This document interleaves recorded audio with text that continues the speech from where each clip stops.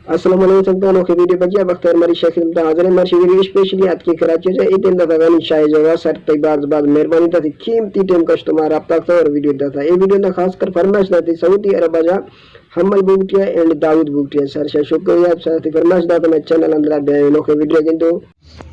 चालू अदा अस्सलाम वालेकुम संगता मशरबास रामदेगा मीर सूरी टोका खनगा नाड़ी गोली दिना वजनगे न्याजु दमीर वगोरा दारगे ए बहरिया टोना अलका निस्तो सुरी जमाला उतका सुरी जमाला चोर व शस्त्रना कांडा मुरादा मर्सी मैं फला खनगाऊं ये सन 2020 साल है 11 महीना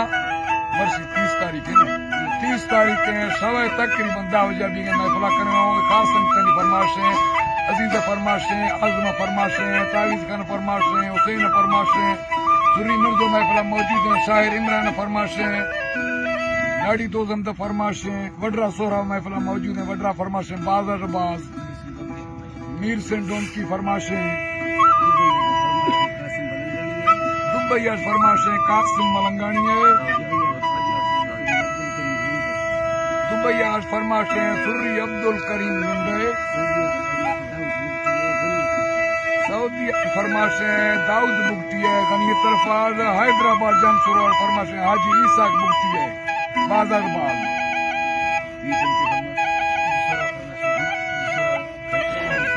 हाजी सोहरा व फरमाइशें